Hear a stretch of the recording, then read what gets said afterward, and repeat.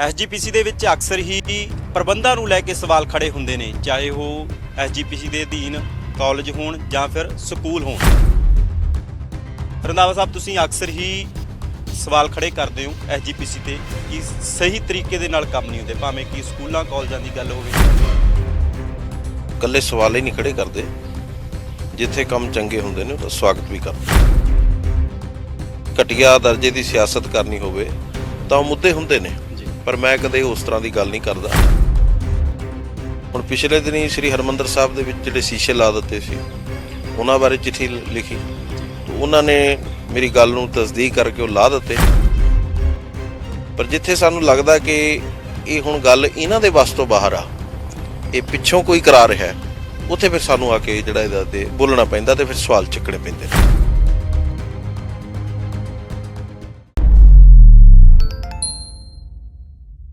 SGPC ਦੇ ਵਿੱਚ ਅਕਸਰ ਹੀ ਪ੍ਰਬੰਧਾਂ ਨੂੰ ਲੈ ਕੇ ਸਵਾਲ ਖੜੇ ਹੁੰਦੇ ਨੇ, ਚਾਹੇ ਉਹ ਐਸਜੀਪੀਸੀ ਦੇ ਅਧੀਨ ਕਾਲਜ ਹੋਣ ਜਾਂ ਫਿਰ ਸਕੂਲ ਹੋਣ। ਨਾਲ ਦੀ ਨਾਲ 328 ਜਿਹੜੇ ਸਰੂਪ ਗੁੰਮ ਹੋਏ ਸੀ, ਉਹ ਵੀ ਮਾਮਲਾ ਜਿਹੜਾ ਵਿੱਚ ਵਿਚਾਲੇ ਲਟਕਿਆ ਹੋਇਆ। ਸਾਡੇ ਨਾਲ ਐਸਜੀਪੀਸੀ ਦੇ ਮੈਂਬਰ ਨੇ ਭਾਈ ਗੁਰਪ੍ਰੀਤ ਸਿੰਘ ਰੰਧਾਵਾ ਤੇ ਵਿਰੋਧੀ ਧਿਰ ਦੇ ਆਗੂ ਵੀ ਨੇ ਐਸਜੀਪੀਸੀ 'ਚ।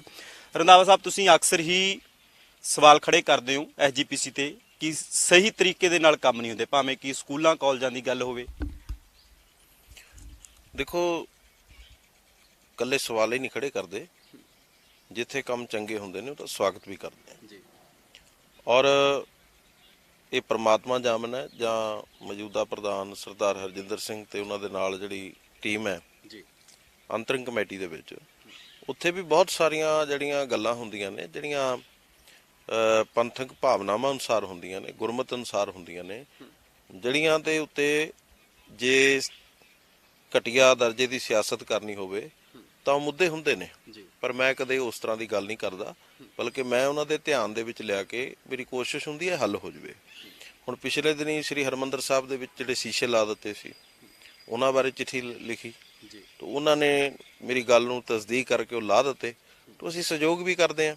ਪਰ ਜਿੱਥੇ ਸਾਨੂੰ ਲੱਗਦਾ ਕਿ ਇਹ ਹੁਣ ਗੱਲ ਇਹਨਾਂ ਦੇ ਵੱਸ ਤੋਂ ਬਾਹਰ ਆ, ਇਹ ਪਿੱਛੋਂ ਕੋਈ ਕਰਾ ਰਿਹਾ, ਉੱਥੇ ਫਿਰ ਸਾਨੂੰ ਆ ਕੇ ਜਿਹੜਾ ਇਹਦਾ ਤੇ ਬੋਲਣਾ ਪੈਂਦਾ ਤੇ ਫਿਰ ਸਵਾਲ ਚੱਕਣੇ ਪੈਂਦੇ ਨੇ। ਹੁਣ ਦਿੱਲੀ ਦੇ ਵਿੱਚ ਵੀ ਸਿੱਖ ਪ੍ਰਚਾਰ ਦੇ ਲਈ ਮਿਸ਼ਨ ਚਲਾਇਆ ਜਾ ਰਿਹਾ, ਉਹਦੇ ਕੀ ਮਾਇਨੇ ਮੰਨਦੇ ਤੁਸੀਂ? ਦੇਖੋ, ਪ੍ਰਚਾਰ ਕਰਨਾ ਕੋਈ ਮਾੜੀ ਗੱਲ ਨਹੀਂ, ਪ੍ਰਚਾਰ ਕਰਨਾ ਤਾਂ ਬੜੀ ਚੰਗੀ ਗੱਲ ਆ ਜੀ। ਪਰ ਸਵਾਲ ਇਹ ਆ ਕਿ ਪੰਜਾਬ ਦੇ 3 ਖਿੱਤੇ ਨੇ, ਮਾਝਾ, ਮਾਲਵਾ ਤੇ ਦੁਆਬਾ। ਅੱਜ ਮਾਝੇ ਦੇ ਵਿੱਚ ਘੁਣ ਵਾਂਗ ਸਾਨੂੰ ਖਾ ਰਿਹਾ ਈਸਾਈਜ਼ਮ, ਗਰੀਬ ਸਿੱਖਾਂ ਨੂੰ ਉਹ ਧਰਮ ਤਬਦੀਲ ਕਰ ਰਿਹਾ ਉਹਨਾਂ ਦਾ। ਮਾਲਵੇ ਨੂੰ ਖਾ ਲਿਆ ਪਤਤਪਣੇ ਨੇ, ਨਸ਼ਿਆਂ ਨੇ। ਔਰ ਤੁਸੀਂ ਦੁਆਬੇ ਦੇ ਵਿੱਚ ਵੜ ਜਾਓ, ਹਾਲਾਂਕਿ ਉਹ ਅਗਰੈਸਿਵ ਏਰੀਆ, ਲੋਕੀ ਪੜ੍ਹੇ ਲਿਖੇ ਨੇ, ਬਾਹਰ ਬੈਠੇ ਨੇ ਜ਼ਿਆਦਾਤਰ, ਪਰ ਉੱਥੇ ਕੋਈ ਮੋੜ ਤੁਹਾਨੂੰ ਇਹੋ ਜਿਹੀ ਨਹੀਂ ਮਿਲੂਗਾ ਜਿੱਥੇ ਮੜੀਆਂ ਮਸਾਣਾ ਨੇ। ਖਾਸ ਕਰਕੇ ਸਾਡੇ ਪ੍ਰਧਾਨ ਸਾਹਿਬ ਵੀ ਉੱਥੇ ਹੀ ਆਉਂਦੇ ਨੇ ਦੁਆਬੇ ਦੇ ਵਿੱਚੋਂ, ਪੀਰਾਂ ਦੀਆਂ ਮਜ਼ਾਰਾਂ ਬਹੁਤ ਨੇ। ਸੋ ਕੀ ਗੱਲ, ਇਹ ਜਿਹੜੀਆਂ 3 ਚੀਜ਼ਾਂ ਨੇ, ਇਹਨਾਂ ਦੇ ਉੱਤੇ ਕੰਮ ਨਹੀਂ ਹੋਣਾ ਚਾਹੀਦਾ? ਔਰ ਇੰਨਾ ਪ੍ਰਚਾਰ ਹੋ ਰਿਹਾ, ਇੰਨੇ ਪ੍ਰਚਾਰਕ ਨੇ ਇੱਥੇ ਕੱਲਾ ਇਹੀ ਨਹੀਂ ਕਿ ਮੈਂ ਸ਼੍ਰੋਮਣੀ ਕਮੇਟੀ ਨੂੰ ਕਹਾਂ, ਇੱਥੇ ਸੰਪਰਦਾਵਾਂ ਨੇ, ਟਕਸਾਲਾਂ ਨੇ, ਨਿਹੰਗ ਸਿੰਘ ਜਥੇਬੰਦੀਆਂ ਨੇ। ਸਾਡਾ ਐਡਾ ਵੱਡਾ ਪਸਾਰਾ ਹੋਣ ਦੇ ਬਾਵਜੂਦ ਜੇ ਸਾਡੇ ਤੇ ਪੰਜਾਬ ਨਹੀਂ ਸਾਂਭਿਆ ਜਾ ਰਿਹਾ, ਤਾਂ ਫਿਰ ਅਸੀਂ ਦੂਜੇ ਪਾਸੇ ਜਾ ਕੇ ਕੀ ਕਰਾਂਗੇ? ਸੋ ਉਹਦੇ ਵਿੱਚ ਮੇਰਾ ਕਹਿਣ ਦਾ ਮਤਲਬ ਇਹੀ ਸੀ ਕਿ ਸਰਦਾਰ ਹਰਜਿੰਦਰ ਸਿੰਘ ਜੀ ਜਿਹੜੇ ਪ੍ਰਧਾਨ ਸਾਹਿਬ ਨੇ, ਇੱਕ ਇਮਾਨਦਾਰ ਆਦਮੀ ਨੇ, ਅਸੀਂ ਉਹਨਾਂ ਦਾ ਦਿਲੋਂ ਸਤਿਕਾਰ ਕਰਦੇ ਹਾਂ। ਤੇ ਮੈਂ ਉਹਨਾਂ ਨੂੰ, ਮੇਰੀ ਬੇਨਤੀ ਇਹੀ ਸੀ ਕਿ ਦੇਖੋ, ਤੁਹਾਡੀ ਵਿਰੋਧੀ ਵੀ ਸਤਿਕਾਰ ਕਰਦੇ ਨੇ, ਇੱਜ਼ਤ ਕਰਦੇ ਨੇ, ਪਰ ਜੇ ਤੁਸੀਂ ਇਸ ਤਰ੍ਹਾਂ ਕਿਸੇ ਸਿਆਸੀ ਦਲ ਦੇ ਜਾਂ ਇੱਕ ਪਰਿਵਾਰ ਜਿਹਦੀ ਸਿਆਸੀ ਜ਼ਮੀਨ ਖੁੱਸ ਗਈ, ਉਹ ਤੁਹਾਡਾ ਏਦਾਂ ਹੀ ਮੋਢਾ ਵਰਤੂਗਾ, ਤਾਂ ਫਿਰ ਕਿੰਨੀ ਕੁ ਦੇਰ ਸਿੱਖ ਇਸ ਗੱਲ ਤੇ ਚੁੱਪ ਰਹਿਣਗੇ? ਆਖਰ ਨੂੰ ਫਿਰ ਬੋਲਣ ਲੱਗ ਜਾਣਗੇ ਤੁਹਾਨੂੰ ਵੀ। ਤਾਂ ਅਸੀਂ ਨਹੀਂ ਚਾਹੁੰਦੇ ਕਿ ਭਾਵੇਂ ਧਿਰ ਮਾੜੀ ਹੋਵੇ, ਧਿਰ ਵਿੱਚ ਦੋਸ਼ ਹੋਣ, ਜੇ ਉਧਰ ਚੰਗੇ ਬੰਦੇ ਬੈਠੇ ਨੇ ਤਾਂ ਉਹਨਾਂ ਦਾ ਸਨਮਾਨ ਵੀ ਬਹਾਲ ਰਹਿਣਾ ਚਾਹੀਦਾ। ਤਾਂ ਇਹ ਜ਼ਰੂਰੀ ਨਹੀਂ ਹੈ। ਤਾਂ ਉਸ ਨਜ਼ਰੀਏ ਤੋਂ ਮੈਂ ਉਹਨਾਂ ਨੂੰ ਕਿਹਾ ਕਿ ਇਹ ਸਿਰਫ ਇਹਦੇ ਵਿੱਚ ਮੈਨੂੰ ਸਿਆਸੀ ਮਫਾਦ ਲੱਗਦਾ, ਕਿਉਂਕਿ ਇਹਦੇ 'ਚ ਸਵਾਲ ਨੇ। ਦੇਖੋ, ਦਿੱਲੀ ਕਮੇਟੀ 'ਚ ਜੇ ਕਹੀਏ ਵੀ ਪ੍ਰਚਾਰ ਠੀਕ ਨਹੀਂ ਕਰ ਰਹੀ, ਹੁਣ ਉਹ ਤਾਂ ਹੈ ਨਹੀਂ ਵੀ ਮਹੀਨੇ 2 ਮਹੀਨੇ ਤੋਂ ਠੀਕ ਨਹੀਂ ਕਰ ਰਹੀ, ਫਿਰ ਤਾਂ ਉਹ 10-12 ਸਾਲਾਂ ਤੋਂ ਨਹੀਂ ਕਰ ਰਹੀ। ਤਾਂ ਫਿਰ ਤੁਹਾਡੇ ਕਬਜ਼ੇ ਹੇਠ ਰਹੀ ਹੈ। ਉਹ ਤਾਂ 2 ਮਹੀਨੇ ਪਹਿਲਾਂ ਉਹਨਾਂ ਨੇ ਆਪਣਾ ਜਿਹੜੇ ਖਸਮ ਬਦਲੇ ਨੇ, ਤੇ ਇਸ ਕਰਕੇ ਤੁਹਾਡੇ ਤੋਂ ਦੂਰ ਹੋਏ ਨੇ। ਜੇ ਤਾਂ ਇਹ ਖੋਟ ਪਹਿਲਾਂ ਦੀ ਹੈ ਤਾਂ ਵੀ ਦੋਸ਼ੀ ਉਹ ਲੀਡਰਸ਼ਿਪ ਹੈ ਪੰਜਾਬ ਦੀ ਜਿਹੜੀ ਅੱਜ ਸ਼੍ਰੋਮਣੀ ਕਮੇਟੀ ਤੇ ਕਾਬਜ਼ ਹੈ ਤੇ ਉਹਨਾਂ ਤੇ ਕਾਬਜ਼ ਹੈ। ਜੇ ਹੁਣ ਉਹਨਾਂ ਨੇ ਅਲੱਗ ਹੋ ਗਏ ਤਾਂ ਕੋਈ ਗੱਲ ਨਹੀਂ, ਇੱਥੇ ਸਕੇ ਭਾਈ ਲੱਗ ਹੁੰਦੇ ਨੇ, ਸਭ ਨੇ ਹੋਣਾ ਹੀ ਹੁੰਦਾ। ਤਾਂ ਇਹਦੇ ਵਿੱਚ ਕੀ ਆ, ਜੇ ਫਿਰ ਵੀ ਲੱਗ ਰਿਹਾ, ਤੁਸੀਂ ਐਗਜ਼ੈਕਟਿਵ ਦੀ ਮੀਟਿੰਗ ਬੁਲਾਓ, ਉਹਦੇ 'ਚ ਮਤਾ ਪਾਓ, ਉਹਨਾਂ ਨੂੰ ਨੋਟਿਸ ਕੱਢੋ ਉੱਥੇ ਦੇ ਪ੍ਰਧਾਨ ਨੂੰ ਕਿ ਇੱਥੇ ਆ ਕੇ ਦੱਸ ਤੇਰੇ ਪ੍ਰਚਾਰ ਦੇ ਵਿੱਚ ਆਹ ਚੀਜ਼ਾਂ ਠੀਕ ਨਹੀਂ ਹੋ ਰਹੀਆਂ, ਉਹਦਾ ਜਵਾਬ ਦੇ। ਸ਼੍ਰੋਮਣੀ ਕਮੇਟੀ ਅਥਾਰਟੀ ਰੱਖਦੀ ਹੈ ਇਹ, ਉਹਦੀ ਵਰਤੋਂ ਕਰੋ। ਪਰ ਜਿਹੜਾ ਇਦਾਂ ਮੁਕਾਬਲੇ ਵਿੱਚ ਜਾ ਕੇ ਉੱਥੇ ਅੱਡਾ ਲਾ ਕੇ ਬਹਿ ਜਾਣਾ, ਇਹਦਾ ਸਿਰਫ ਇਹੀ ਮਤਲਬ ਹੈ ਕਿ ਉੱਥੇ ਅੱਜ ਇੱਕ ਸਿਆਸੀ ਦਲ ਨੂੰ ਰਹਿਣ ਨੂੰ ਕਮਰਾ ਨਹੀਂ ਰਿਹਾ, ਜਿੱਥੇ ਕਿਤੇ ਸਲਤਨਤ ਖੜੀ ਸੀ। ਤਾਂ ਮੈਨੂੰ ਇਹ ਲੱਗਦਾ ਕਿ ਖੈਰ ਪੰਜਾਬ ਦੀ ਮਨਾਉਣ ਇਹ ਆਪਣੀ, ਕਿਉਂਕਿ ਪੰਜਾਬ 'ਚ ਵੀ ਹਾਲਾਤ ਠੀਕ ਨੇ, ਬਜਾਏ ਇਸ ਦੇ ਕਿ ਉੱਥੇ ਜਾ ਕੇ। ਦੂਸਰੀ ਗੱਲ, ਫਿਰ ਯੂਪੀ ਵੀ ਨਾਲ ਹੀ ਹੈ ਬਾਰਡਰ, ਰਾਜਸਥਾਨ ਵੀ ਨਾਲ ਹੈ, ਉੱਤਰਾਖੰਡ, ਹਿਮਾਚਲ ਘਿਰੇ ਪਏ ਆ ਅਸੀਂ ਚਾਰੇ ਪਾਸਿਓਂ। ਤਾਂ ਇੱਥੇ ਨਹੀਂ ਲੋੜ ਪ੍ਰਚਾਰ ਦੀ ਉਹੇ ਜਿਹੀ ਦੀ। ਇਸ ਜੋ ਅਲੱਗ ਹੋਈ ਆ ਦਿੱਲੀ ਦੀ ਕਮੇਟੀ, ਨਾਤਾ ਤੋੜਿਆ ਉਹਨਾਂ ਨੇ ਸ਼੍ਰੋਮਣੀ ਅਕਾਲੀ ਦਲ ਦੇ ਨਾਲੋਂ। ਸੁਖਬੀਰ ਦਾ ਬਿਆਨ ਆਉਂਦਾ, ਉਹ ਕਹਿੰਦੇ ਵੀ ਐਸਜੀਪੀਸੀ ਨੇ ਬੀਜੇਪੀ ਨੇ ਕਬਜ਼ਾ ਕਰ ਲਿਆ ਦਿੱਲੀ ਕਮੇਟੀ ਤੇ, ਵੀ ਅਗਲਾ ਨੰਬਰ ਪੰਜਾਬ ਦਾ। ਤੇ ਜ਼ਿੰਮੇਵਾਰ ਕੌਣ ਆ ਫਿਰ ਉਹਦਾ? ਸੁਖਬੀਰ ਸਿੰਘ ਬਾਦਲ ਨੂੰ ਇਹ ਵੀ ਦੱਸਣਾ ਚਾਹੀਦਾ ਕਿ ਉਹਦਾ ਜ਼ਿੰਮੇਵਾਰ ਕੌਣ ਆ। ਜੇ ਅੱਜ ਉਹਨਾਂ ਦੀ ਨਜ਼ਰ ਦੇ ਵਿੱਚ ਬੀਜੇਪੀ ਇਸ ਉਹਦੇ ਤੇ ਆ ਗਈ ਵੀ ਉਹ ਕਬਜ਼ੇ ਕਰ ਰਹੀ ਆ, ਤਾਂ ਉਹਨਾਂ ਦੇ ਨਾਲ ਇਹ ਨਾਤੇ ਬਣਾਉਣ ਵਾਲੇ ਕੌਣ ਨੇ? ਠੀਕ ਹੈ ਨਾ ਗੱਲ। ਤਾਂ ਇਸ ਲਈ ਮੈਂ, ਕਿਉਂਕਿ ਜਿੰਨੀ ਦੇਰ ਤੱਕ ਮੈਨੂੰ ਕਿਸੇ ਗੱਲ ਦੀ ਜਸਟੀਫਿਕੇਸ਼ਨ ਨਹੀਂ ਹੁੰਦੀ, ਇਹ ਸਿਰਫ ਦੋਸ਼ ਲਾ ਦੇਣਾ ਕਿ ਇਹ ਨਹੀਂ ਤਾਂ ਉਹ। ਕਿਉਂਕਿ ਹੁਣ ਤੁਸੀਂ ਦੇਖੋ, ਇੱਥੇ ਕੋਈ ਸਿੱਖ ਉੱਠ ਕੇ ਬੋਲਣ ਲੱਗ ਜਾਵੇ ਇਹਨਾਂ ਦੇ ਖਿਲਾਫ, ਉਹਨੂੰ ਕਹਿੰਦੇ ਜੀ ਇਹ ਕਾਂਗਰਸ ਦਾ ਏਜੰਟ ਹੈ। ਹੁਣ ਚਲੋ ਕਾਂਗਰਸ ਦਾ ਮੈਨੂੰ ਲੱਗਦਾ ਰਹਿ ਖੜੀ, ਹੁਣ ਕਿਹਾ ਕਰਨਗੇ ਬੀਜੇਪੀ ਦਾ ਏਜੰਟ ਆ ਜਾਂ ਆਮ ਆਦਮੀ ਦਾ ਏਜੰਟ ਆ। ਤਰਕ ਦਿਓ, ਤੁਹਾਡੇ ਹੀ ਬੰਦੇ ਨੇ, ਤੁਹਾਡੇ ਨਾਲ ਸੀ, ਤੁਹਾਡੇ ਹੁਕਮਾਂ ਤੇ ਪ੍ਰਧਾਨ ਬਣੇ, ਤੁਸੀਂ ਪ੍ਰਧਾਨ ਬਣਾਏ, ਤੁਸੀਂ ਉਹਨਾਂ ਨੂੰ ਅਹੁਦੇ ਦਿੱਤੇ। ਤੁਸੀਂ ਇਹ ਦੱਸਣ ਦੀ ਬਜਾਏ ਉਹਨਾਂ ਨੇ ਕਬਜ਼ਾ ਕਰ ਲਿਆ, ਤੁਸੀਂ ਇਹ ਦੱਸੋ ਜੇ ਤੁਹਾਡੇ ਇੰਨੇ ਅਤ ਨਜ਼ਦੀਕੀ ਦੇ ਲੋਕ ਵੀ ਤੁਹਾਨੂੰ ਨਕਾਰ ਗਏ, ਤੇ ਫਿਰ ਤੁਸੀਂ ਕਿਉਂ ਅਕਾਲੀ ਦਲ ਦੇ ਉੱਤੇ ਕਬਜ਼ਾ ਕਰੀ ਬੈਠੇ ਹੋ? ਅੱਜ ਛੱਡ ਦਿਓ ਇਹਦਾ ਖਹਿੜਾ, ਇਹ ਦਿਓ ਕਿਸੇ ਕਰਤਾਰ ਵਾਲੇ ਸਿੱਖ ਨੂੰ ਆਪਣੀ ਜਗ੍ਹਾ।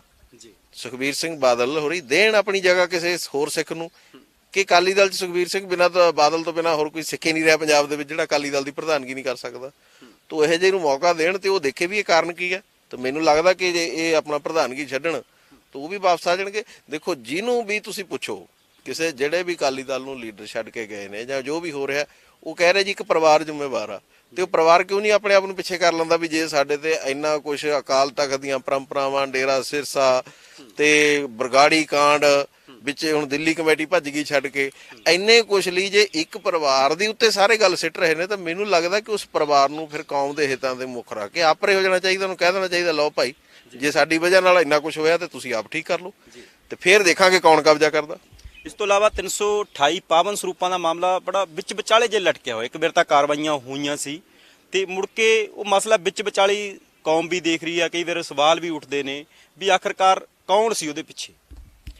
ਹੁਣ ਤੁਸੀਂ ਦੇਖੋ ਤਾਂ ਸੀਗਾ, ਰੋਜ਼ ਤਾਂ ਉਹ ਪ੍ਰੈਸ ਕਾਨਫਰੰਸ ਕਰ ਰਹੇ ਨੇ, ਜਿਨ੍ਹਾਂ ਨੂੰ ਸ਼੍ਰੋਮਣੀ ਕਮੇਟੀ ਨੇ ਦੋਸ਼ੀ ਬਣਾਇਆ, ਡਿਕਲੇਅਰ ਕੀਤਾ, ਤੇ ਉਹ ਰੋਜ਼ ਕੋਈ ਰੋਣ ਲੱਗ ਜਾਂਦਾ ਪ੍ਰੈਸ ਦੇ ਵਿੱਚ ਬੈਠ ਕੇ, ਕੋਈ ਆ ਕੇ ਬਾਹਰ ਖੜ ਕੇ ਪ੍ਰੈਸ ਕਾਨਫਰੰਸ ਕਰਦਾ, ਤੇ ਉਹ ਨਾਂ ਲੈ ਰਹੇ ਨੇ। ਤੇ ਜਦੋਂ ਇੱਕ ਪੁਲਿਸ ਦੀ ਇਨਵੈਸਟੀਗੇਸ਼ਨ ਦਾ ਅਸੂਲ ਆ ਕਿ ਜੇ ਮੁਜਰਮ ਖੁੱਲ੍ਹੇਆਮ ਕਿਸੇ ਦਾ ਨਾਂ ਲੈ ਦੇਵੇ, ਤਾਂ ਭਾਵੇਂ ਉਹ ਨਾ ਵੀ ਹੋਵੇ, ਭਾਵੇਂ ਉਹਦੀ ਇਨਵੋਲਵਮੈਂਟ ਉਹਦੇ ਵਿੱਚ ਨਾ ਵੀ ਹੋਵੇ, ਪਰ ਜਦੋਂ ਇੱਕ ਮੁਜਰਮ ਪਬਲਿਕ ਹੀ ਐਲਾਨ ਕਰ ਦੇਵੇ ਕਿ ਇਹ ਵੀ ਨਾਲ ਦੋਸ਼ੀ ਆ, ਤਾਂ ਲਾ ਇਹ ਕਹਿੰਦਾ ਕਿ ਉਹਦੀ ਇਨਵੈਸਟੀਗੇਸ਼ਨ ਹੋਣੀ ਜ਼ਰੂਰੀ ਹੈ। ਇਨਵੈਸਟੀਗੇਸ਼ਨ ਦੇ ਵਿੱਚ ਪਤਾ ਲੱਗੂਗਾ ਕਿ ਉਹਦਾ ਝੂਠਾ ਇਲਜ਼ਾਮ ਸੀ ਜਾਂ ਇਹ ਵਾਕਈ ਇਹਦੇ ਵਿੱਚ ਇਹਦਾ ਕੋਈ ਲੈਣ ਦੇਣ ਸੀਗਾ।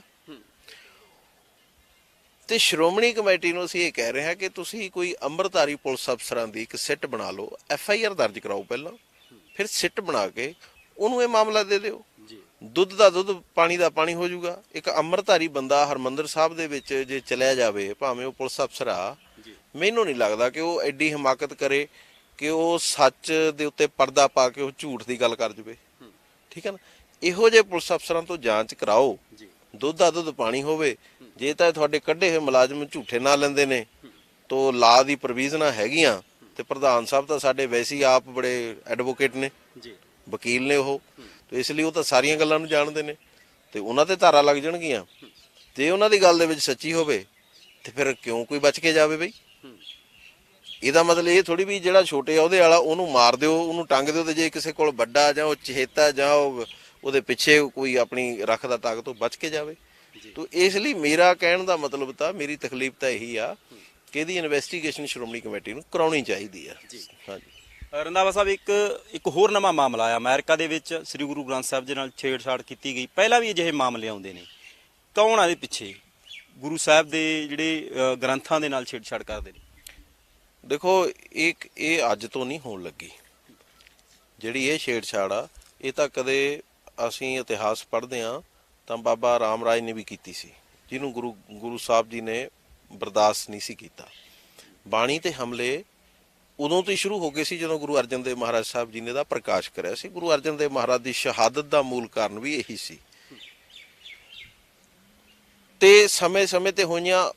ਤੇ ਇਸ ਸਦੀ ਦੇ ਵਿੱਚ ਜਿਹੜਾ ਹੈ ਇਹ ਦੌਰ ਬੜਾ ਭਿਆਨਕ ਰੂਪ ਧਾਰਨ ਕਰ ਗਿਆ ਜੀ, ਕਿ ਚਾਹੇ ਉਹ ਡੇਰਾ ਭਨਿਆਰਾ ਸੀ ਜਾਂ ਇਹ ਸਿਰਸਾ ਸੀ, ਇਹੋ ਜਿਹੇ ਪੰਥ ਵਿਰੋਧੀਆਂ ਨੇ ਗੁਰੂ ਸਾਹਿਬ ਦੀਆਂ ਬੇਅਦਬੀਆਂ ਜਿਹੜੀਆਂ ਸ਼ਰੇਆਮ ਕੀਤੀਆਂ, ਲਲਕਾਰ ਕੇ ਕੀਤੀਆਂ। ਤੇ ਜਿਹੜੀ ਆਹ ਚੀਜ਼ ਆ, ਅਰੇ ਦੁੱਖ ਨਾਲ ਇਹ ਕਹਿਣਾ ਪੈਂਦਾ ਕਿ ਇਹੋ ਜਿਹੇ ਕੰਮ ਕਰਨ ਵਾਲੇ ਕੋਈ ਹੋਰ ਕੌਮ ਦੇ ਬੰਦੇ ਨਹੀਂ ਹੈਗੇ। ਨਾ ਉਹ ਮੁਸਲਮਾਨ ਨੇ, ਨਾ ਉਹ ਈਸਾਈ ਨੇ, ਨਾ ਉਹ ਹਿੰਦੂ ਨੇ। ਸਿਰਾਂ ਤੇ ਪੱਗਾਂ ਬੰਨੀਆਂ ਹੋਈਆਂ ਉਹਨਾਂ ਦੇ।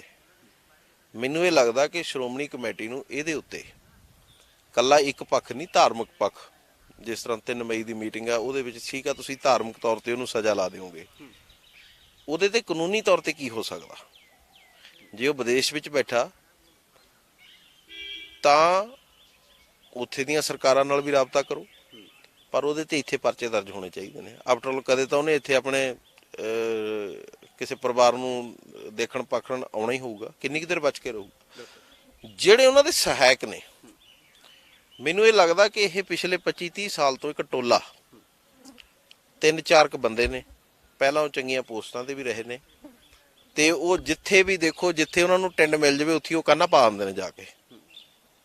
ਮੈਂ ਹੁਣ ਨਾਂ ਨਹੀਂ ਲੈਣਾ ਚਾਹੁੰਦਾ ਕਿਉਂਕਿ ਨਾ ਮੇਰਾ ਸੁਭਾਅ, ਤੇ ਉਹ 3-4 ਬੰਦਿਆਂ ਦਾ ਜਿਹੜਾ ਇਹ ਗੰਦ ਪਾਇਆ ਹੋਇਆ, ਇਹ ਸਾਰੀ ਉਹਨਾਂ ਦੀ ਦੇਣ। ਤਾਂ ਕੱਲਾ ਇਹ ਹਮਾਕਤ ਕਰਨ ਵਾਲਾ ਨਹੀਂ। ਅੱਜ ਦੇ ਤੁਸੀਂ ਇੱਕ ਅਖਬਾਰ ਪੜ੍ਹੋ, ਪੰਜਾਬੀ ਟ੍ਰਿਬਿਊਨ, ਇੱਕ ਤਾਂ ਤੋਤੇ ਵਾਂਗ ਉਹ 'ਚ ਹੀ ਬੋਲ ਪਿਆ, ਉਹਦੀ ਹਮਾਇਤ 'ਚ ਹੀ ਆ ਗਿਆ। ਸਿਰ ਤੇ ਨੀਲੀ ਪੱਗ ਬੰਨੀ ਹੈ ਪੇਜਾਂ ਵਾਲੀ, ਦਰਬਾਰ ਸਾਹਿਬ ਦਾ ਉਹ ਗ੍ਰੰਥੀ ਰਿਹਾ। ਤਾਂ ਇਸ ਕਰਕੇ ਜਦੋਂ ਇਹੋ ਜਿਹੇ ਬਸ਼ਰਮ ਬੰਦੇ ਆਪਣੀ ਸ਼ਰਮ ਲਾ ਕੇ ਇਹੋ ਜਿਹੇ ਮਾੜੇ ਕੰਮਾਂ ਦੇ ਵਿੱਚ ਭਾਈਵਾਲ ਹੋ ਜਾਣ, ਤੇ ਫਿਰ ਤੁਸੀਂ ਕੀ ਦੋਸ਼ ਦਿਓਗੇ ਕਿ ਇੱਥੇ ਉਹ ਕਬਜ਼ਾ ਕਰ ਗਿਆ ਜਾਂ ਉਹ ਕਬਜ਼ਾ ਕਰ ਗਿਆ? ਇੱਥੇ ਇਹੋ ਜਿਹੇ ਨਾਗ ਬੈਠੇ ਨੇ ਜਿਹੜੇ ਰੋਜ਼ ਦੱਸਦੇ ਨੇ ਕੌਮ ਨੂੰ। ਇਸ ਕਰਕੇ ਇਹਨਾਂ ਦਾ ਇਲਾਜ ਕਰਨਾ ਬੜਾ ਜ਼ਰੂਰੀ ਹੈ। ਤੋ ਇਹਦੇ ਲਈ ਮੈਂ ਇੱਕ ਗੱਲ ਬੜੀ ਸਾਫ਼ ਕਹਿਣਾ, ਸਾਡੇ ਲੱਖ ਸ਼੍ਰੋਮਣੀ ਕਮੇਟੀ ਨਾਲ ਡਿਫਰੈਂਸ ਹੋਣ, ਅਸੀਂ ਸਿਧਾਂਤਕ ਤੌਰ ਤੇ ਬਹੁਤ ਸਾਰੀਆਂ ਗੱਲਾਂ ਕਰਕੇ ਸਾਡੀ ਦੂਰੀ ਹੈ ਜਾਂ ਇਹ ਸਾਡੀ ਲੜਾਈ ਹੈ ਜਾਂ ਪ੍ਰਬੰਧ ਦੀ ਲੜਾਈ ਹੈ, ਪਰ ਇਸ ਮਸਲੇ ਤੇ ਅਸੀਂ ਜਿੰਨੇ ਵੀ ਮੈਂਬਰਾਂ ਜਾਂ ਸਾਡੇ ਨਾਲ ਜੁੜੇ ਅਟੈਚ ਜਥੇਬੰਦੀਆਂ ਨੇ, ਅਸੀਂ ਪੂਰੀ ਤਰ੍ਹਾਂ ਸ਼੍ਰੋਮਣੀ ਕਮੇਟੀ ਨਾਲ ਖੜਾਂਗੇ, ਪਰ ਬਸ਼ਰਤ ਹੈ ਕਿ ਉਹ ਕੋਈ ਐਕਸ਼ਨ ਲਵੇ, ਆਪ ਲਵੇ, ਅਕਾਲ ਤਖਤ ਸਾਹਿਬ ਤੋਂ ਉੱਥੋਂ ਆਪਣਾ ਕਰਾਵੇ, ਜਿਸ ਤਰ੍ਹਾਂ ਵੀ ਉਹਨਾਂ ਨੂੰ ਠੀਕ ਲੱਗਦਾ। ਪਰ ਇਹਦੇ ਵਿੱਚ ਮੈਨੂੰ ਲੱਗਦਾ ਕਿ ਸਾਨੂੰ ਸਾਰੀਆਂ ਗੱਲਾਂ ਇੱਧਰ ਉੱਧਰ ਛੱਡ ਕੇ ਇਹਦੇ ਉੱਤੇ ਇੱਕ ਤਕੜਾ ਸਟੈਂਡ ਲੈਣਾ ਚਾਹੀਦਾ, ਔਰ ਇਹ ਜਿਹੇ ਸਿਰ ਫਰਿਆਂ ਦਾ ਇਲਾਜ ਕਰਨ ਵਾਸਤੇ ਕੌਮ ਨੂੰ ਕਾਨੂੰਨੀ ਕਾਰਵਾਈ ਹੋਣੀ ਚਾਹੀਦੀ ਹੈ। ਜੇਕਰ ਐਸਜੀਪੀਸੀ ਕਾਨੂੰਨੀ ਕਾਰਵਾਈ ਨਹੀਂ ਕਰਾਉਂਦੀ ਤਾਂ ਤੁਸੀਂ ਕਰਵਾਵੋਗੇ ਪਰਚਾ ਦਰਜ? ਬਿਲਕੁਲ ਕਰਾਵਾਂਗੇ, ਅਸੀਂ ਆਪਣੇ ਵੱਲੋਂ ਪੂਰੀ ਕੋਸ਼ਿਸ਼ ਕਰਾਂਗੇ। ਪਰ ਇਹ ਕਿਉਂਕਿ ਇਹ ਮਸਲਾ ਸਾਡਾ ਕਰਨ ਦਾ ਨਹੀਂ ਹੈਗਾ। ਜਦੋਂ ਮੈਂ ਇਹ ਗੱਲ ਕਹਿ ਰਿਹਾ ਕਿ ਅਸੀਂ ਲੱਖ ਡਿਫਰੈਂਸਾਂ ਨੂੰ ਤਿਆਗ ਕੇ ਅਸੀਂ ਉਹਨਾਂ ਦੇ ਨਾਲ ਖੜਨ ਲਈ ਤਿਆਰ ਹਾਂ, ਬਜਾਏ ਇਸ ਦੇ ਕਿ ਜੇ ਮੰਨ ਲਓ ਹੁਣ ਅਸੀਂ ਆਪਣੀ ਤੋਰ ਲਈਏ, ਮਤਲਬ ਸ਼੍ਰੋਮਣੀ ਕਮੇਟੀ ਆਪਣੀ ਗੱਲ ਕਰਨੀ ਚਾਹੁੰਦੀ ਹੈ, ਅਸੀਂ ਅਲੱਗ ਕਰ ਲਈਏ, ਤਾਂ ਉਹਦੇ ਵਿੱਚ ਵੀ ਇਹ ਸਿੱਖਾਂ ਨੂੰ ਇਹ ਲੱਗੂਗਾ ਕਿ ਇਹ ਮਤਲਬ ਠੀਕ ਨਹੀਂ ਕਰ ਰਹੇ, ਇੱਕ ਮਸਲੇ ਨੂੰ ਉਲਝਾ ਰਹੇ ਨੇ, ਆਪਣੀ ਵੱਖਰੀ ਡਫਲੀ ਵਜਾਉਣੀ ਚਾਹੁੰਦੇ ਨੇ। ਇਹ ਮੇਰਾ ਕਹਿਣ ਦਾ ਮਤਲਬ ਇਹ ਹੈ ਕਿ ਜੋ ਉਹਨਾਂ ਨੂੰ ਸਹਿਯੋਗ ਚਾਹੀਦਾ, ਜੋ ਸਾਤੋਂ ਕਰਨਾ ਚਾਹੁੰਦੇ ਨੇ, ਪਰਚਾ ਕਰਾਉਣ ਦੇ ਵਿੱਚ ਸਾਈਨ ਕਰਾਉਣੇ ਨੇ, ਸਾਨੂੰ ਨਾਲ ਖੜੇ ਕਰਨਾ, ਤਾਂ ਅਸੀਂ ਤਿਆਰ ਹਾਂ ਉਹਦੇ ਲਈ। ਗੱਲ ਤਾਂ ਇਹ ਆ। ਰੰਧਾਵਾ ਸਾਹਿਬ, ਇੱਕ ਸਿੱਖ ਰੈਫਰੈਂਸ ਲਾਇਬ੍ਰੇਰੀ ਦਾ ਮੁੱਦਾ ਵੀ ਬਹੁਤ ਲੰਮੇ ਸਮੇਂ ਤੋਂ ਲਟਕਿਆ ਹੋਇਆ। 2019 ਦੇ ਵਿੱਚ ਸਾਬਕਾ ਪ੍ਰਧਾਨ ਕਿਰਪਾਲ ਸਿੰਘ ਬਡੂੰਗਰ ਦੀ ਅਗਵਾਈ ਦੇ ਵਿੱਚ ਇੱਕ ਕਮੇਟੀ ਵੀ ਬਣੀ ਸੀ। ਮੈਨੂੰ ਲੱਗਦਾ ਉਹਦੀ ਰਿਪੋਰਟ ਕਿੱਥੇ ਪਹੁੰਚੀ, ਕੋਈ ਕਾਰਵਾਈ ਅੱਗੇ ਹੋਈ ਜਾਂ ਨਹੀਂ ਹੋਈ, ਉਹ ਮਸਲਾ ਵੀ ਵਿੱਚ ਵਿਚਾਲੇ ਲਟਕਿਆ ਪਿਆ। ਤੁਸੀਂ 2019 ਦੀ ਗੱਲ ਕਰਦੇ ਹੋ? ਹਾਈ ਕੋਰਟ ਦੇ ਵਿੱਚ 2004 ਦਾ ਕੇਸ ਚੱਲਦਾ ਜੀ, 4 ਦਾ ਜਾਂ 7 ਦਾ। ਤੇ ਹੁਣ ਜਿਨ੍ਹਾਂ ਨੇ ਕੇਸ ਪਾਇਆ ਉਹ ਭਾਈ ਨਾਲ ਵੀ ਮੇਰੀ ਭਾਈ ਸਾਹਿਬ ਨਾਲ ਮੀਟਿੰਗ ਹੋਈ ਸੀ। ਤੁਸੀਂ ਇਹ ਦੇਖੋ ਵੀ 18 ਸਾਲ ਬਾਅਦ ਸ਼੍ਰੋਮਣੀ ਕਮੇਟੀ ਨੇ ਐਗਤੀ ਹਾਈ ਕੋਰਟ 'ਚ ਕਿਹਾ ਕਿ ਅਸੀਂ ਇਹਦਾ ਜਵਾਬਨਾਮਾ ਦੇਵਾਂਗੇ। ਇਹ 3 ਸਾਲ ਦੀ ਕਮੇਟੀ ਜਾਂ 4 ਸਾਲ ਦੀ ਕਮੇਟੀ, ਇਸ ਬਾਰੇ ਮੁੱਦਾ ਮੈਂ ਉਠਾਇਆ ਸੀ। ਉਹਦੇ ਵਿੱਚ ਐਗਤੀ ਇਹਨਾਂ ਨੇ ਕਿਹਾ ਕਿ ਅਸੀਂ ਬਹੁਤ ਜਲਦ ਡਿਕਲੇਅਰ ਕਰ ਦਾਂਗੇ ਕੀ ਇਹ ਸਾਡੇ ਕੋਲ ਹੈ ਖਜ਼ਾਨੇ 'ਚ, ਕੀ ਨਹੀਂ ਹੈ, ਕੀ ਸਾਡਾ ਖੋਇਆ ਗਿਆ, ਕੀ ਸਾਤੋਂ ਸਰਕਾਰ ਜਾਂ ਏਜੰਸੀਆਂ ਲੈ ਕੇ ਗਈਆਂ, ਕੀ ਉਹਨਾਂ ਨੇ ਵਾਪਸ ਕੀਤਾ ਨਹੀਂ ਕੀਤਾ। ਇਹ ਇਹਨਾਂ ਨੇ ਪ੍ਰੋਮਿਸ ਕੀਤਾ ਕਿ ਅਸੀਂ ਕੋਰਟ 'ਚ ਵੀ ਦੱਸਾਂਗੇ। ਵੈਸੇ ਇਹਨਾਂ ਨੇ ਐਗਤੀ ਕੋਰਟ 'ਚ ਵੀ ਕਿਹਾ ਹੈ, ਹਾਈ ਕੋਰਟ 'ਚ, ਕਿ ਸਾਨੂੰ ਇੰਨਾ ਕੁ ਟਾਈਮ ਦੇ ਦਿਓ। ਪਰ ਇਸ ਲਈ ਇਹ ਹੁਣ ਮਾਮਲਾ ਜਿਹੜਾ ਬਹੁਤ ਜਲਦ ਮੈਨੂੰ ਲੱਗਦਾ ਸਾਹਮਣੇ ਆ ਜਾਊਗਾ। ਜੀ ਰੰਧਾਵਾ ਸਾਹਿਬ, ਬੰਦੀ ਸਿੰਘਾਂ ਦੀ ਰਿਹਾਈ ਦਾ ਮੁੱਦਾ ਵੀ ਕਈ ਵਾਰ ਉੱਠਦਾ ਏ, ਫਿਰ ਠੰਡੇ ਬਸਤੇ ਦੇ ਵਿੱਚ ਚਲਿਆ ਜਾਂਦਾ ਏ।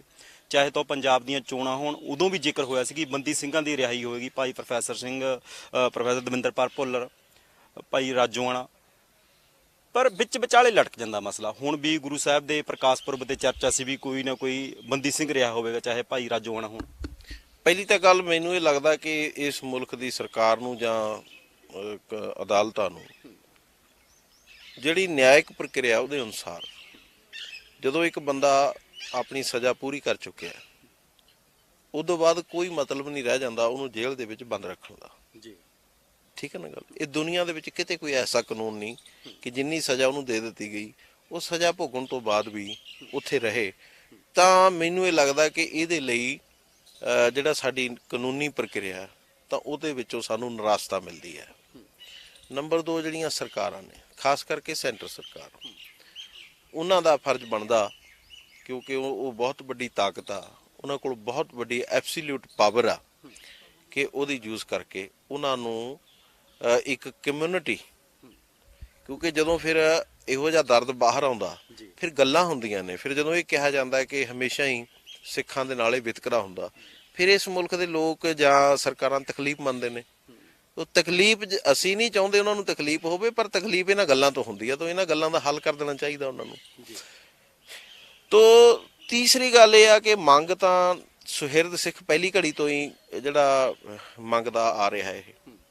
ਪਰ ਹੁਣ ਮੈਨੂੰ ਇੱਕ ਦੁੱਖ ਇਸ ਗੱਲ ਦਾ ਹੁੰਦਾ ਕਿ ਜਦੋਂ ਅਕਾਲੀ ਦਲ ਇਹਦੀ ਮੰਗ ਕਰਦਾ, ਹੁਣ ਉਹਨਾਂ ਨੇ ਚਿੱਠੀਆਂ ਲਿਖੀਆਂ ਨੇ, 2 ਚਿੱਠੀਆਂ, ਤੇ ਇਹ ਸਵਾਲ ਖੜਾ ਹੁੰਦਾ ਕਿ 2007 ਤੋਂ ਲੈ ਕੇ ਇਹਨਾਂ ਸਰਦਾਰਾਂ ਨੇ 2017 ਤੱਕ 10 ਸਾਲ ਸੱਤਾ ਭੋਗੀ। 1997 ਦੇ ਵਿੱਚ ਇਹਨਾਂ ਮੁੱਦਿਆਂ ਦੇ ਉੱਤੇ ਸਰਕਾਰ ਬਣਾਈ ਸੀ 2002 ਤੱਕ, ਤੇ 15 ਸਾਲਾਂ ਤੇ ਜੇ ਤੁਸੀਂ ਇੱਕ ਪਾਵਰ ਦੇ ਵਿੱਚ ਰਹਿ ਕੇ, ਸੀਐਮ, ਡਿਪਟੀ ਸੀਐਮ ਰਹਿ ਕੇ, ਹੋਮ ਮਿਨਿਸਟਰ ਰਹਿ ਕੇ, ਤੇ ਤੁਸੀਂ ਨਹੀਂ ਕੁਝ ਕਰ ਸਕੇ, ਤੇ ਹੁਣ ਦੀਆਂ ਤੁਹਾਡੀਆਂ ਲਿਖੀਆਂ ਹੋਈਆਂ ਚਿੱਠੀਆਂ, ਜਦ ਤੁਹਾਡੀ ਨਾ ਲੋਕਾਂ 'ਚ ਕੋਈ ਵੈਲਿਊ ਰਹੀ, ਨਾ ਤੁਹਾਡੀ ਉਹਨਾਂ ਸਰਕਾਰਾਂ 'ਚ ਕੋਈ ਵੈਲਿਊ ਰਹੀ, ਤੇ ਇਹ ਹੁਣ ਚਿੱਠੀ ਤੁਸੀਂ ਕਿਹਨੂੰ ਲਿਖ ਕੇ ਦਿਖਾ ਰਹੇ ਹੋ? ਮੈਨੂੰ ਤਾਂ ਇਹ ਲੱਗਦਾ ਸਰਕਾਰ ਨੂੰ ਘੱਟ, ਤੇ ਤੁਹਾਡੇ ਮੇਰੇ ਵਰਗਿਆਂ ਨੂੰ ਇਹ ਦਿਖਾਉਣ ਵਾਸਤੇ ਇੱਕ ਡਰਾਮਾ। ਇਸ ਲਈ ਇਸੇ ਕਰਕੇ, ਪਰ ਹਾਂ ਸੁਹਿਰਦ ਹੁੰਦੇ ਉਦੋਂ ਵਿਧਾਨ ਸਭਾ 'ਚ ਮਤੇ ਪਾਉਂਦੇ। ਤੋ ਇਸ ਲਈ ਜੇ ਹੁਣ ਇਹਨਾਂ ਨੇ ਨਹੀਂ ਇਹ ਕਰਿਆ, ਦੂਸਰੇ ਨੂੰ ਹੁਣ ਅਸੀਂ ਕਾਂਗਰਸ ਜਾਂ ਦੂਜੀ ਧਿਰਾਂ ਜਾਂ ਜਿਹੜੀਆਂ ਵੀ ਰਾਜ ਕਰਦੀਆਂ ਉਹਦੇ ਤੋਂ ਕੀ ਕੋਈ ਆਸ ਰੱਖ ਸਕਦਾ? ਜੀ ਲਾਸਟ ਸਵਾਲ, ਰਵਨੀਤ ਬਿੱਟੂ ਸਵਾਲ ਚੁੱਕ ਰਹੇ ਨੇ। ਉਹ ਕਹਿੰਦੇ ਵੀ ਮੈਨੂੰ ਖਤਰਾ, ਮੇਰੇ ਪਰਿਵਾਰ ਨੂੰ ਖਤਰਾ ਹੈ ਭਾਈ ਬਲਵੰਤ ਸਿੰਘ ਰਾਜੋਆਣੇ ਤੋਂ। ਰਵਨੀਤ ਬਿੱਟੂ ਦਾ ਤਾਂ ਮੈਨੂੰ ਸਮਝ ਨਹੀਂ ਆਉਂਦੀ ਕਿ ਉਹ ਜਦੋਂ ਉਹਨੂੰ ਲੋਟ ਲੱਗਦਾ, ਉਹ ਜਿਵੇਂ ਮੋਮ ਦੇ ਨੱਕ ਵਾਂਗ ਜਿੱਧਰ ਨੂੰ ਮੋੜ ਲਈਦਾ। ਕਦੇ ਤਾਂ ਵਿਸ਼ਾਲ ਦਿਲ ਹੋ ਜਾਂਦਾ ਕਿਸਾਨ ਅੰਦੋਲਨ ਦੇ ਵਿੱਚ, ਤਾਂ ਇਹੀ ਰਵਨੀਤ ਬਿੱਟੂ ਕਹਿੰਦਾ ਸੀਗਾ ਭਾਈ ਰਾਜੋਆਣੇ ਨੂੰ ਛੱਡ ਦਿਓ, ਕਿਸਾਨ ਅੰਦੋਲਨ ਹੱਲ ਕਰ ਦਿਓ, ਇਹਦੀ ਬਨਾਮ ਤੇ ਜੇ ਰਾਜੋਆਣੇ ਨੂੰ ਛੱਡਣਾ ਤਾਂ ਛੱਡ ਦਿਓ, ਮੈਨੂੰ ਕੋਈ ਇਤਰਾਜ਼ ਨਹੀਂ ਜੀ, ਠੀਕ ਆ। ਤਾਂ ਅੱਜ ਕਹਿ ਰਿਹਾ ਵੀ ਮੈਨੂੰ ਖਤਰਾ। ਤਾਂ ਇਸ ਕਰਕੇ ਮੈਨੂੰ ਇਹ ਲੱਗਦਾ ਕਿ ਇਹ ਤਾਂ ਸਿਰਫ ਇਹ ਆਪਣੇ ਸਿਆਸੀ ਮਫਾਦਾਂ ਦੇ ਅਨੁਸਾਰ, ਵੀ ਜਦੋਂ ਦਾ ਉਹਨੂੰ ਲੱਗਦਾ ਵੀ ਜੇ ਮੈਂ ਕਹਿ ਦੇਵਾਂ ਛੱਡ ਦੇਵਾਂ ਤੇ ਉਦੋਂ ਫਾਇਦਾ, ਉਦੋਂ ਐ ਕਹਿਣ ਦਾ। ਜੇ ਉਹਨੂੰ ਲੱਗਦਾ ਕਿ ਹੁਣ ਫਾਇਦਾ ਇਸ ਗੱਲ ਕਹਿਣ ਦੇ ਵਿੱਚ ਆ ਵੀ ਨਾ ਛੱਡੋ, ਦੇਖੋ ਨਾ ਤਾਂ ਰਵਨੀਤ ਬਿੱਟੂ ਦੇ ਕਹੇ ਤੇ ਕਿਸੇ ਨੇ ਉਹਨੂੰ ਛੱਡਣਾ, ਨਾ ਰਵਨੀਤ ਬਿੱਟੂ ਦੇ ਕਹੇ ਤੇ ਉਹਨੂੰ ਉੱਥੇ ਰੱਖਿਆ ਹੋਇਆ। ਇਸ ਕਰਕੇ ਮੈਨੂੰ ਲੱਗਦਾ ਕਿ ਇਹੋ ਜਿਹੇ ਬੰਦੇ ਦਾ ਕੀ ਮੈਂ ਉੱਤਰ ਦੇਣਾ। ਮਤਲਬ ਇਹ ਤਾਂ ਸਭ ਨੂੰ ਪਤਾ, ਤੁਹਾਨੂੰ ਵੀ ਪਤਾ ਕਿ ਜੇ ਉਹਦੇ ਹੱਥ ਵਿੱਚ ਹੋਵੇ ਉਹਨੂੰ ਰੱਖਣਾ ਜਾਂ ਛੱਡਣਾ, ਫਿਰ ਤਾਂ ਗੱਲ ਕਰੀਏ। ਤਾਂ ਇਹ ਅਦਾਲਤਾਂ ਤੇ ਸਰਕਾਰਾਂ ਦਾ ਕੰਮ ਹੈ। ਧੰਨਵਾਦ। ਓਕੇ, ਧੰਨਵਾਦ। ਇਹ ਸਨ ਐਸਜੀਪੀਸੀ ਦੇ ਮੈਂਬਰ ਭਾਈ ਗੁਰਪ੍ਰੀਤ ਸਿੰਘ ਰੰਧਾਵਾ, ਜਿਨ੍ਹਾਂ ਦੇ ਵੱਲੋਂ ਸਾਫ਼ ਕਿਹਾ ਗਿਆ ਕਿ ਜੋ ਖਾਮੀਆਂ ਨੇ ਐਸਜੀਪੀਸੀ ਦੇ ਵਿੱਚ ਉਹਨਾਂ ਨੂੰ ਦੂਰ ਕਰੇ ਸੰਸਥਾ, ਭਾਵੇਂ ਕਿ ਉਹ 328 ਪਾਵਨ ਸਰੂਪਾਂ ਦਾ ਮਾਮਲਾ ਹੋਵੇ, ਰੈਫਰੈਂਸ ਲਾਇਬ੍ਰੇਰੀ ਵਾਲਾ ਮਾਮਲਾ ਹੋਵੇ, ਹੋਰ ਵੀ ਕਈ ਤਰ੍ਹਾਂ ਦੇ ਇਹਨਾਂ ਨੇ ਸਵਾਲ ਚੁੱਕੇ ਨੇ। ਕੈਮਰਾਮੈਨ ਜੌਨਸਨ ਦੇ ਨਾਲ ਕੁਲਦੀਪ ਸਿੰਘ ਪੋੜੇ, D5 channel Punjabi, Chandigarh. D5 channel Punjabi ਹੁਣੇ ਸਬਸਕ੍ਰਾਈਬ ਕਰੋ, ਬੈਲ ਆਈਕਨ ਤੇ ਕਲਿੱਕ ਕਰੋ। ਕੀ ਹੁੰਦੀ ਹੈ ਜਮਾਬੰਦੀ, ਕਿਵੇਂ ਬਣਦੀ ਹੈ ਵਸੀਅਤ, ਜ਼ਮੀਨ ਜਾਇਦਾਦ ਦੇ ਹਰ ਮਸਲੇ ਤੇ ਕਰਾਂਗੇ ਚਰਚਾ। ਦੇਖਣਾ ਨਾ ਭੁੱਲਣਾ ਸਾਡਾ ਖਾਸ ਪ੍ਰੋਗਰਾਮ naibtehsildar.com ਕਾਨੂੰਨ ਜਾਇਦਾਦ ਦਾ। ਹੋਏਗੀ ਕਿਸਾਨਾਂ ਦੀ ਗੱਲ, ਨਵੀਂ ਖੇਤੀ, ਮਸ਼ੀਨਾਂ, ਬੀਜਾਂ ਤੇ ਬਾਗਾਂ ਦੀ ਗੱਲ ਲੈ ਕੇ ਚੱਲਾਂਗੇ ਤੁਹਾਨੂੰ ਰੰਗਲੇ ਪੰਜਾਬ ਦੇ ਖੇਤਾਂ ਵੱਲ। ਦੇਖਣਾ ਨਾ ਭੁੱਲਣਾ ਸਾਡਾ ਖਾਸ programme farming with Amarjeet Waraich, ਸੋਮਵਾਰ ਤੋਂ ਸ਼ੁੱਕਰਵਾਰ ਸ਼ਾਮ 6 ਵਜੇ D5 ਚੈਨਲ ਪੰਜਾਬੀ ਤੇ।